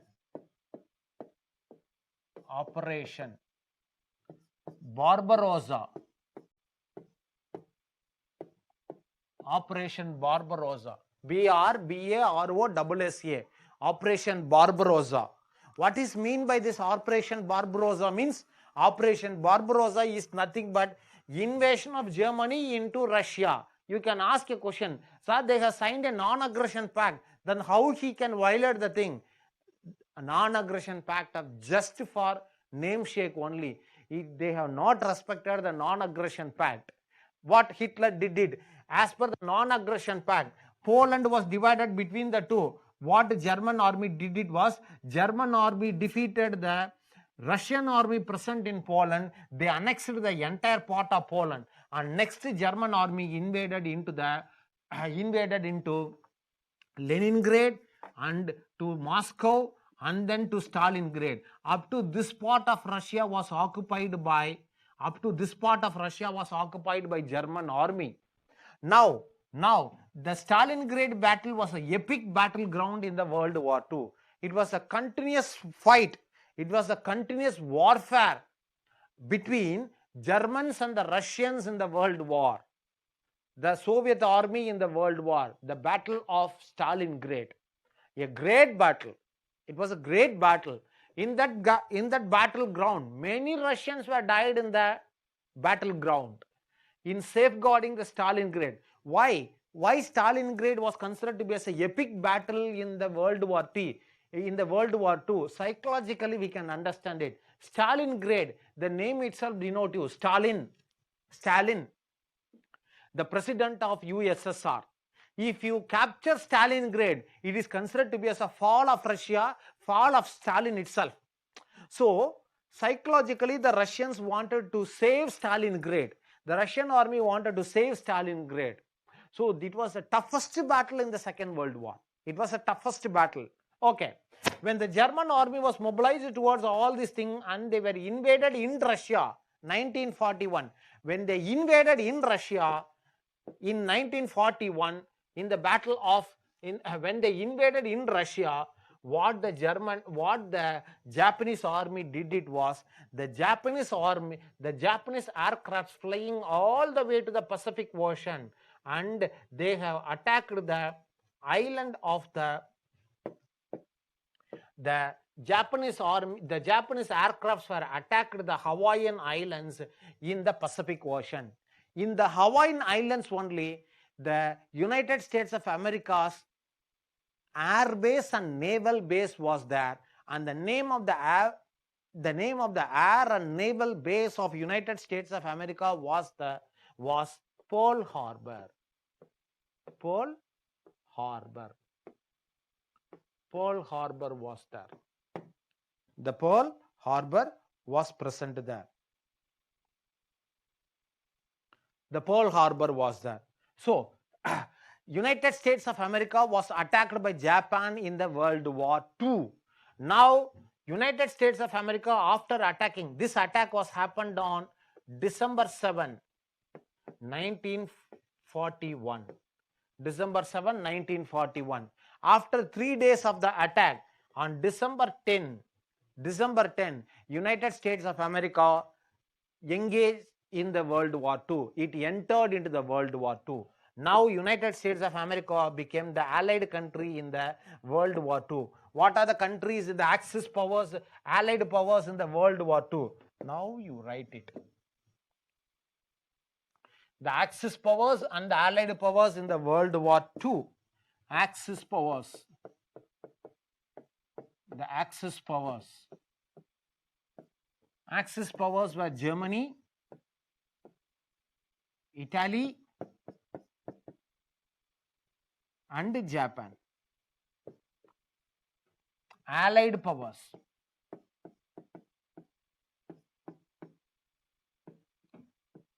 Allied powers in the World War. The Allied powers were British, France, USA, USSR, China. All these were the major allied powers. All these were the major allied powers in the World War II. In the World War II. Axis powers and the allied powers. Okay, coming back. If you want to write down. Sir, why did Japan attack Pearl Harbor? USA didn't get involved in World War II. Could you please let me know the reason for this attack? Okay. Why did Japan attack US? US is not in the World War II, right? Okay, okay. You want to know why Japan were involved in the World War II? Okay. See, that was a see here. Japan, United States of America Japan attacked the United States of America. Why Japan attacked the United States of America? See, after the First World War, Japan expanded its horizon towards the entire Pacific Ocean. Slowly, the market of the Asian countries were fallen into the hands of Japan, because Japanese goods are very, very cheapest goods. And United States of American goods was also in the Asian market, but the goods of United States of America was somewhat costly when compared to the Japanese goods. So the people of Asia, not preferring the goods of United States of America, they prefer the goods of only the Japanese goods, because it was the cheapest goods. Like today Chinese goods are flooded in the market because it is very cheap. So very simple, think it up. Parker pen is a very costliest pen. Chinese pen is a very simplest pen, 5 rupees. If you write and throw it away and you can get another pen. But Parker pen, it is a costliest pen. You have to buy it for a huge amount. That it was a 500 rupees, 1000 rupees, that it was a Parker pen. And the costliest pen I am saying. And you cannot throw it away, those kind of pen. After that, you have to keep it for the memory, like that it was the thing. So, but people are not willing to do for those things. So that is a very simple reason. Economic rivalry between the two countries in capturing the market, of Asian countries. That is what the reason between the fight between the two that engaged. Because United States of America saw Japan as the emerging power in the Asian continent. Not only the emerging power in the Asian continent, it is also considered to be as a greatest threat for the US economy in the Asian continent. But Japan captured the entire market of Asia by means of its cheapest product. So they were waiting for the opportunity, and the opportunity was started in the Second World War. USA was not entered. But what United States of America think it was? United States of America think it that Japan would not attack US, but it was a surprise attack only.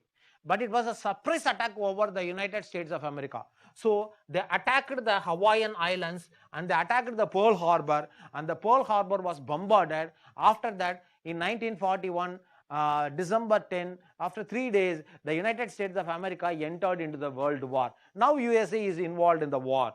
Now USA is gathering support to fight for the Germans and other countries in the World War II. Okay. So that is what the World War II started. Okay. See, that is what the Japanese have expanded its horizon. The Japanese have expanded their horizons here in the entire Pacific Ocean. See here, they have captured up to, they have captured from here.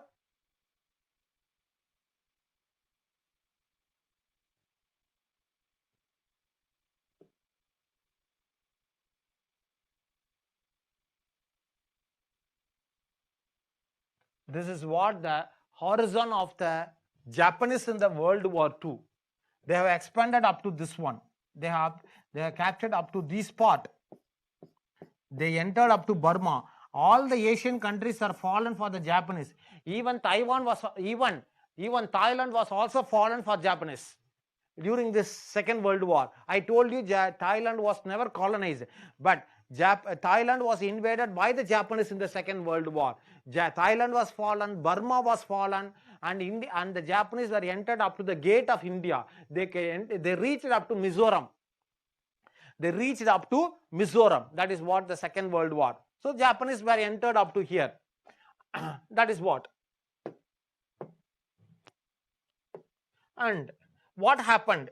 What happened here in the See, that was a Leningrad, that was a Moscow, and the Stalingrad. Now, what happened in 1943? In 1943, the Russian army recovered there, and slowly they are pushing the Germans towards the back. So the Germans are retreating. In the World War, the Germans are retreating. When the Germans were retreating, they're liberating the land from the German occupation. See, when the Russian army was moving towards Germany, and they're liberating Romania, they're liberating Bulgaria, Yugoslavia, Hungary, Poland, all these are liberated by the Russian army, and the Russian army are pushing the Germans towards Germany, and they crossed Germany, and they crossed Berlin, and they come up to the half of the German city, and they come up to the half of the Germany, 1945. At the same time, the British entered into the western side of the Germany, and they come up to the western side of the Germany, and they landed in Germany. Hitler came to know about the sudden fallen of the Germans in the hands of the Russians, in the hands of the United States of America. At the same time, the Allied forces entered into the Italy, and they liberating the cities from the Mussolini army, and at last Mussolini was shot dead by the peoples of Italy itself. Mussolini was killed by the own Italian people. He was killed by the people of Italians, and Italy surrendered to the Axis power, to the Allied powers, and Germany was also surrendered to the Allied powers. After, when Hitler came to know about the Germans, Germany was fallen. Russians and United States of America was entered on both the sides. Hitler committed suicide. When Hitler committed suicide, Germany was fallen. On very next day, the German military persons surrendered before the Allied powers, and the Allied powers captured Germany, and Germany was surrendered to the Allied powers. Germany surrendered, Italy surrendered, and the World War came to an end in European continent. In Europe, war ended. Understand? World War II not ended. World War ended in European continent. But the war was continued by the Japanese. That is what? The war was continued by the Japanese here in the Pacific Ocean. So the United States of America cannot be able to go near to the Japan, because the Japanese army was still fighting. What United States of America did, it was in 1945.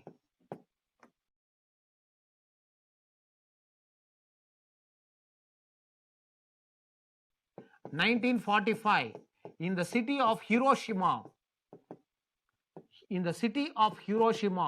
United States of America dropped a nuclear bomb. In the city of Hiroshima, it dropped a nuclear bomb. That is the first nuclear bomb produced in this modern world. That is the first bomb in this world where the human civilization saw.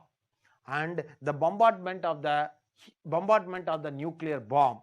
And after 3 days, on August 9, it dropped another nuclear bomb, that was in Nagasaki.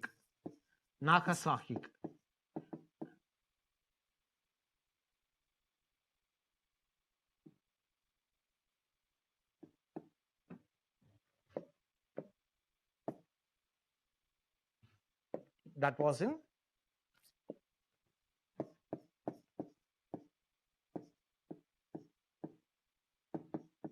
Hiroshima and Nagasaki. Okay, so but the disaster was in Hiroshima only. Lakhs and lakhs of civilian population were died, and they were wounded there in the they affected because of the radiation there in the Hiroshima. But in Nagasaki it was very less. The impact was very less. And after the bombardment of the dropping of the nuclear bomb in the Japan, two great cities of Hiroshima and Nagasaki, the Japanese emperor surrendered to the Allied powers, and the World War came to an end. So, with the dropping of the nuclear bomb in Japan, the World War II came to an end, and the world became a new world. That is the end of the Second World War. One more question. This is for our purpose. And examination point of view, one more question. The question here of the examination point of view is the policy that was followed by Hitler, that called Aryan theory. Aryan theory. What do you mean by Aryan theory? It was a racial theory followed by Hitler. Racial theory followed by Hitler. That is a racial superiority. Racial superiority. Racial superiority. Aryan theory. Aryans were only the supreme race in the world. All other were inferior. That is what we called it as a Aryan theory. Aryans are superior. Aryans as superior. All others were other race. Other race were inferior. Inferior. That is what we called it as a Aryan theory. That is what we called it as a Aryan theory. Following the Aryan theory, Hitler followed another theory that is called anti-Semitic theory. Anti-Semitic theory. That is what is anti-Semitic theory? That is anti-Jewish theory. Anti-Jewish policy. That is what we called it as anti-Semitic theory. Semitic race. Semitic theories. The Jewish people were the Semitic people. So that is what we called it as a anti-Jewish theory. This is what we called it as a, okay, I will tell you that. What I told you, Hitler hated the Jewish people. Once he came to power in 1933, what he did was, in 1934, he announced a announcement. He made an announcement. The announcement was Nuremberg announcement. Nuremberg announcement. What is that Nuremberg announcement? Nuremberg is nothing but it is a city. It is the name of a city in Germany. In that city only he announced the policy towards the Jewish people. What is that? All Jewish people should get resigned from the government service. All Jewish people should vacate the houses. No Germans should give any rent house for the Jewish people. Jewish people should be cornered to a Jewish people should gathered in one corner of a city. See, one by one I tell you. Nuremberg announcement. He told that no government service for the Jewish people. In case if they are in government service, German government service, they should resign immediately. Whether they were minister or there is a clerk in the government, they should resign immediately. Immediately all Jewish people were terminated out of the service. They become jobless. Next announcement, immediately he told another announcement. No German people should rent a house or lease a house to any Jewish people. They should be sent out of the house wherever they were. So, rented house, the Jewish people in rented house, rented apartment were sent out of the house. One. If Jewish people had any property, that property belonged to German state. It is not for Jewish. If Jewish people is going out of the house or home, they should not take any valuable items or any things, objects out of the house.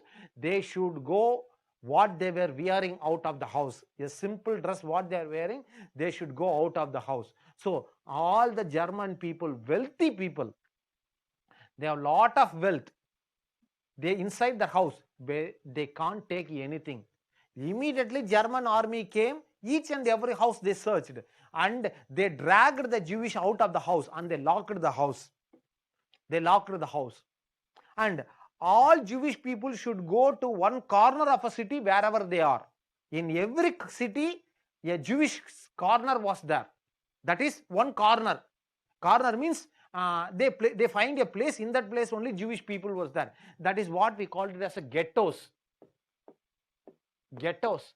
Ghettos means a place where the minority people would live. Ghettos, it is a sociological word. It is a sociological word. Ghettos. Ghettos means where the minority people would live in a place, in a city. It's like a slum.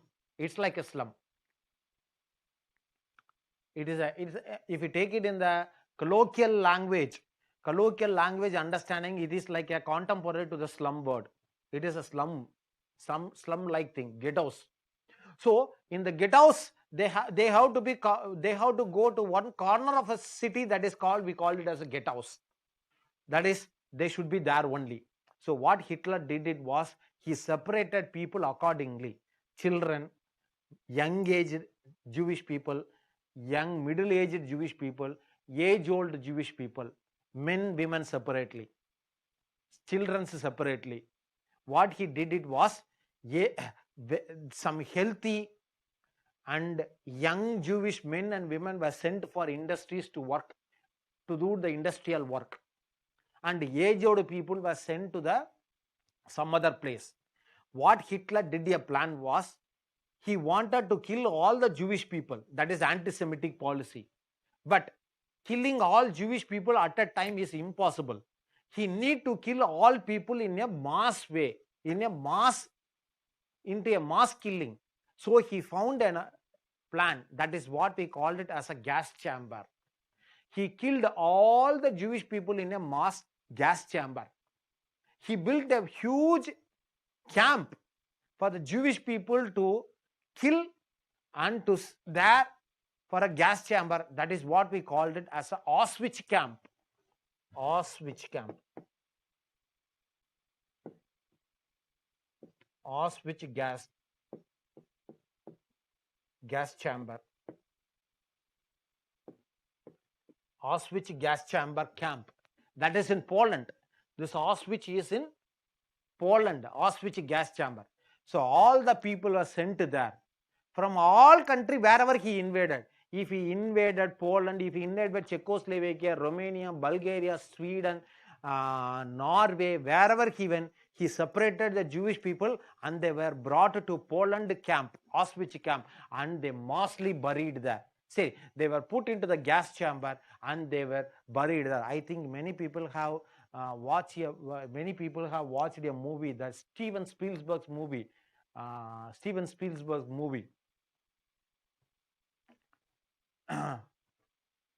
Anyone watched it or not? Schindler's List. The Schindler's List. Have you watched that movie, Schindler's List?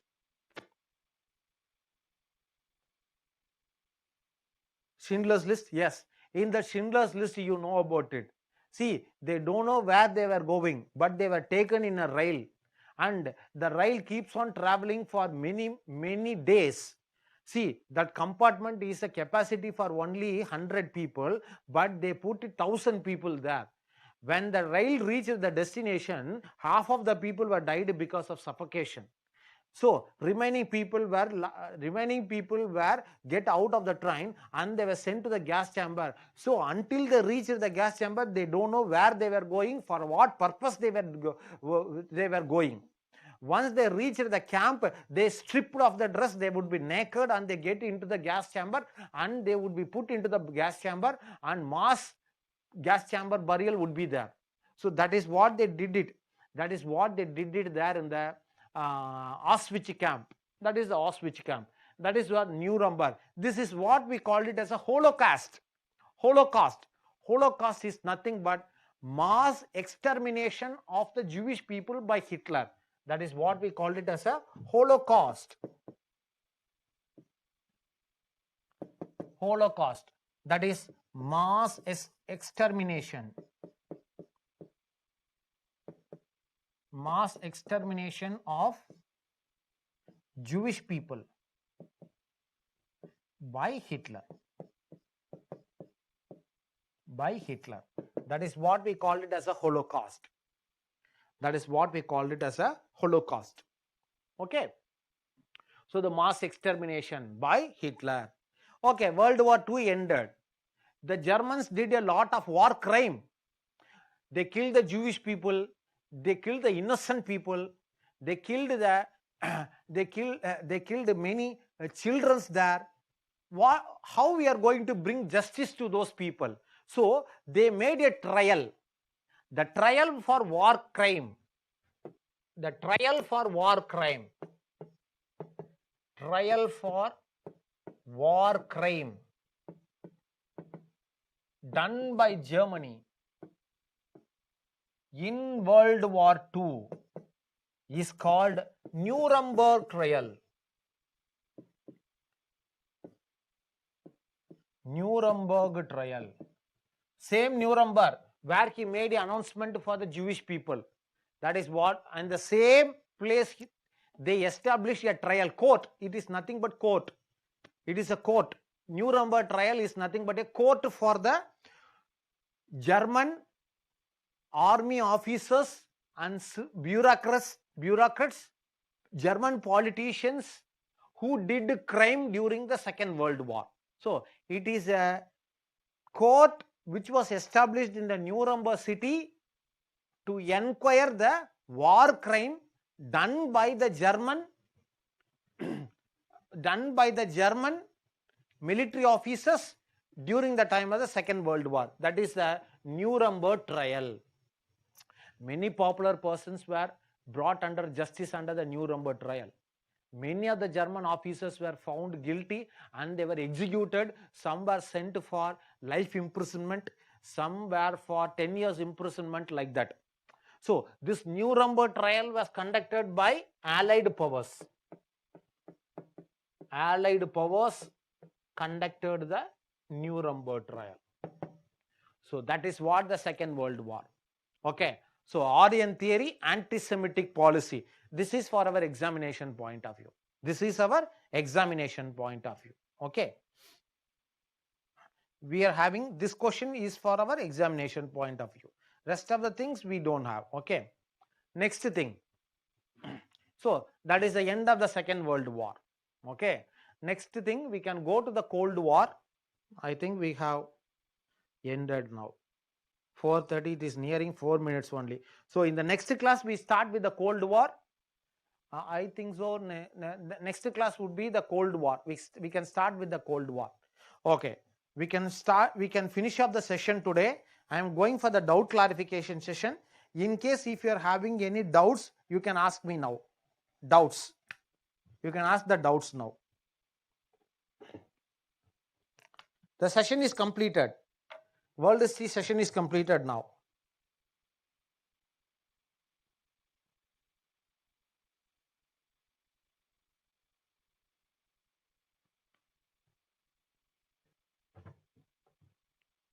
Good evening, sir. Good evening, sir. Sir, my doubt is whether demonetization always leads to bad effects in the society. No. I take demonetization as an example only. I'm not going into the demonetization. No, sir, I'm generally asking, sir, because currently also there is a problem, and during Mohabbatin Tughlaq also the same problem happened, no, sir. So okay, what is your question? What is your point there? Point is whether demonetization always lead to bad effects, means then why we are going for demonetization? No, that is not a it leads to there are a lot of politicalization is there. If you see economically, that is good for economy of a country. See, lot of black money was there, lot of unaccounted money was there in the economy. So we need to pull back those currencies and we need to get those things regularized. That's why we went for the demonetization. Demonetization is good from the economic perspective, but don't take it from the political perspective. Politically, maybe some countries or some governments use it in the politicalization purpose, but economically that is a very good one. You need to always argue from the political, you always need to argue from the economic purpose of the economic justification for the demonetization, because you are for the bureaucrats only. You are for the bureaucracy only. You are supporting for the government one. Of course, you have to go for the government only. So always support from the economic perspective of the demonetization. Clear? Yes, sir. Yes, sir. That's all, sir. Thank you, sir.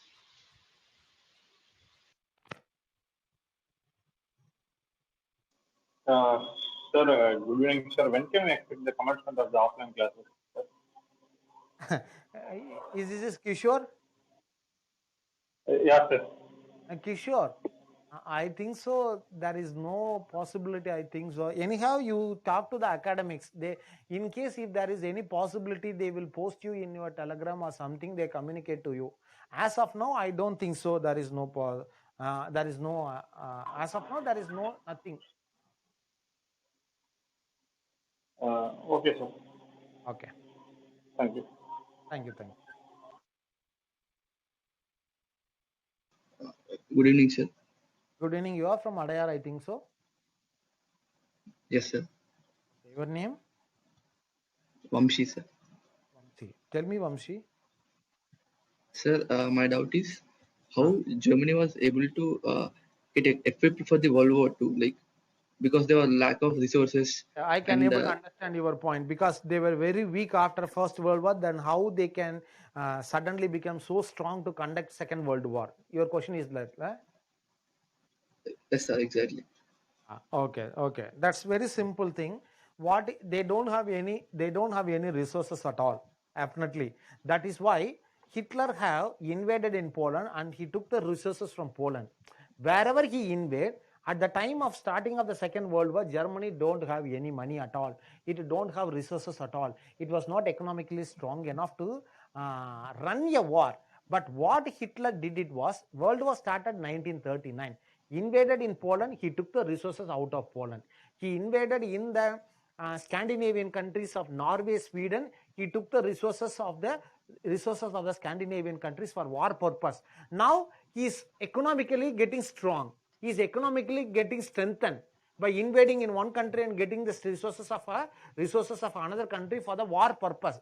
That is how Germany became strong till 1943. But after 1943, Germans started to get weakened because of Russia. Russia started to oppose Germany, and they started to push back Germany. And once Germany started to leave one by one countries, economically it cannot be able to sustain the war. So it was very weakened and it was very fallen quickly. Can you able to understand it now? Yes, sir. So it was a very temporary. Yes. Their plan was, they never expected their defeat in the Russian invasion. If it may a successful one, definitely Germany would won the Second World War, and the resources what it got from all these countries would become a great strength for Germany, and it can defeat Russia also. Yes, sir. Thanks, sir. I got it.